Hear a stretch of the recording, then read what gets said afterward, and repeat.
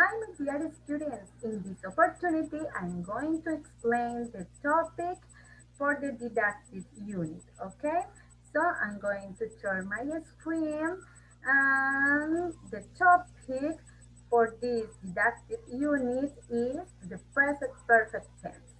We're going to talk about the for and the use. Okay, so let's check this sentence. Number one, the plane has landed safely. Number two, they have graduated. Congratulations. So, in this case, we have a sentence with an auxiliary verb that is has, and in this case, the auxiliary is have. Okay? Depending on the subject, the plane has, they have, so we can use auxiliary has or have. And we have another verb, landed and graduated. Those verbs are in past participle. Okay? In Spanish, it means el avión ha aterrizado seguro. Ellos se han graduado. Felicitaciones. The present perfect tells us about the past and the present. Okay? So we use an auxiliary verb and another verb in past participle in these kind of sentences. Okay? For example, watch has watched, see has seen, eat have eaten, play have played. Okay? The auxiliary has or have and another verb in past participle. Okay, depending on the subject, we have to use the auxiliary. For example, I have visited, you have gone, Juan, he has studied, Marta, she has cleaned, my dog has eaten.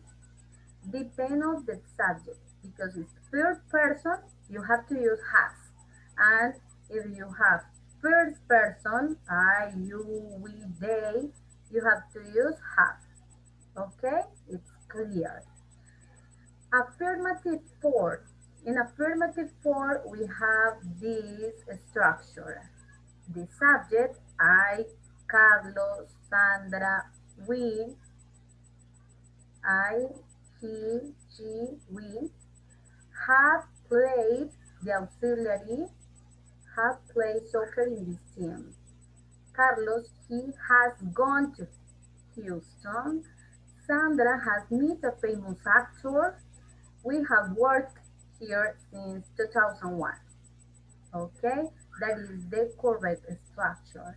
Subject, the auxiliary, has or have, another verb in past participle, and the complement. To for the negative for, we just have to add the word not, have not, or has not. Or if you want, you can use the contractions. Haven't, hasn't. Okay? In negative for, I have not or haven't played soccer in this team. Carlos hasn't gone to Houston. Sandra hasn't met a famous actor. We haven't worked here since 2001. That is the way that you have to use the contractions, okay? In some cases, you can use the contractions with the auxiliary. I have, the contraction is I've. You have, you've. She has, she's. He has, his. It has, its. They have, they've. We have, we've. You have, you. Or when the sentence is affirmative, and in this case when the sentence is negative. I have not, I haven't. You have not, you haven't. She has not, she hasn't. He has not, he hasn't. Okay, that is the correct contractions. What about the questions? Yes, no questions. We use yes, no questions with present perfect tense to ask about life experiences. Have you ever met a famous person? Have you ever eaten insects? Have you ever seen a ghost? Have you ever had an accident? So the idea is to ask about life experiences.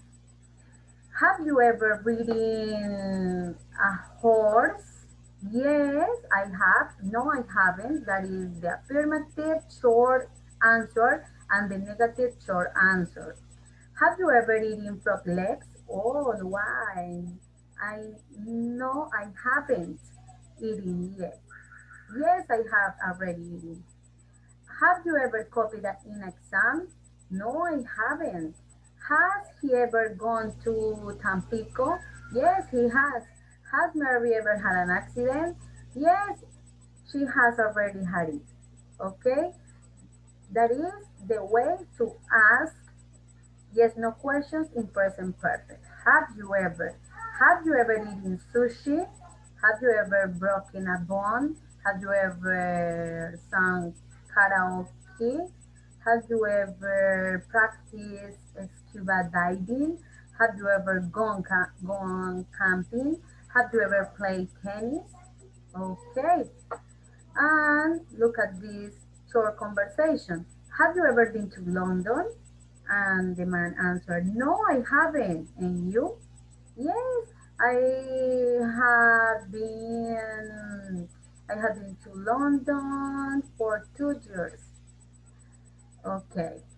We use present perfect tense in these different situations to talk about life experiences, to talk about unfinished actions, and to talk about the actions to start in the past and continue to the present.